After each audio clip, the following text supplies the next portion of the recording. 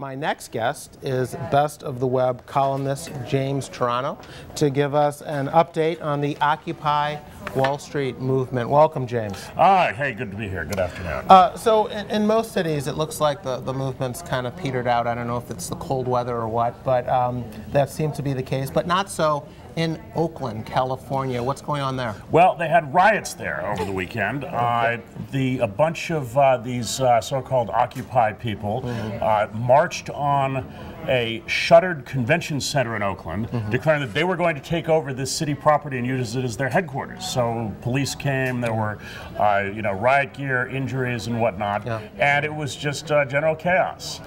This is what, you remember in October, the New York Times carried a report, leading Democratic figures, including party fundraisers and a top ally of President Obama, are embracing the spread of the anti-Wall Street protests as in a clear sign that members of the Democratic establishment see the movement as a way to align disenchanted Americans with their party. This is what they're aligning themselves with, rioters in Oakland, California. Well, we heard the President's State of the Union address last week, a lot of class warfare rhetoric in there. I mean, this is what he's sort of embracing, this philosophy. The rich against the poor, the haves against the have-nots. The same sort of mentality of the Occupy movement is probably going to be a large part of President Obama's re-election campaign.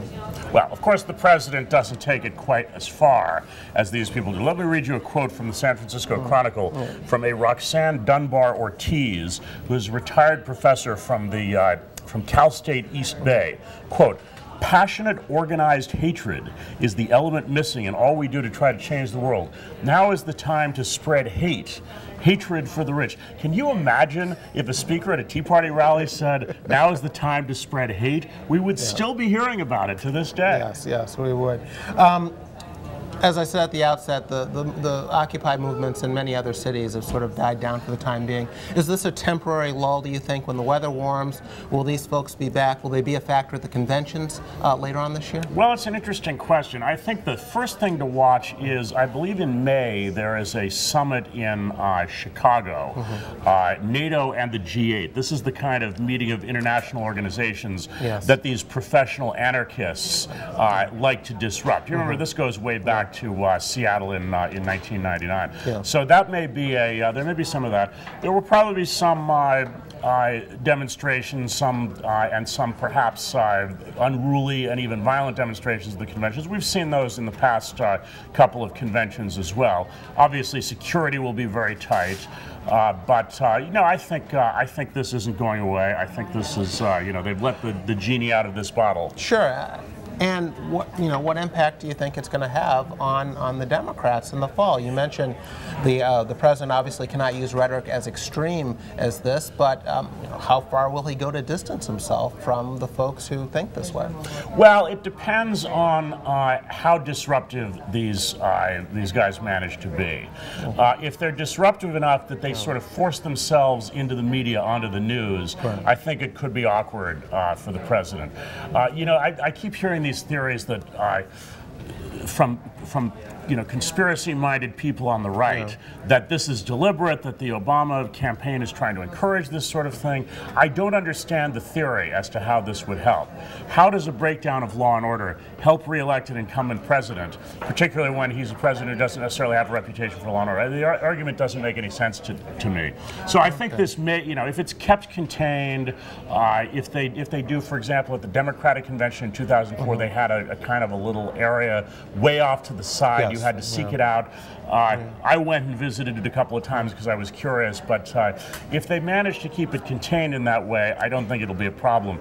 If they don't, it could be a big problem for Obama and the Democrats. I wanted to ask you one last question about something you wrote in your column yesterday, and it's regarding to what extent Obama is a uniquely polarizing figure. Of course, ran as someone who would help unite the country, build bridges across the aisle, and so forth.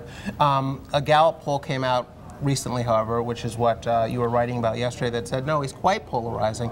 And what I thought was interesting was the argument coming from people defending the president, saying it's not him, it's us. We're a more polarizing nation, and it's now unrealistic to look to a president to help unite us. Well, I think they have a point. It is true that the country has become more ideologically polarized over the past few decades, and the parties have become more polarized as conservatives move toward the Republican Party, liberals move toward the Democratic Party. That's really what's meant by polarization, that the parties are further apart. But isn't the group of independents, the group of self-identified independents, continuously growing? Yes, because not everyone, polarization, magnetism is both an attractive and a repulsive force, but it doesn't act on all metals. Copper and aluminum are not attracted or repelled by magnets. You can generate electricity with them, but and that's really the wild card. And that's what Obama was appealing to independents by making this promise, whether he knew it was impossible to keep or naively believed it would be possible to keep. But that's the thing. I don't think you can let him off the hook for failing to keep the promise because it was impossible, because he did make the promise. Okay.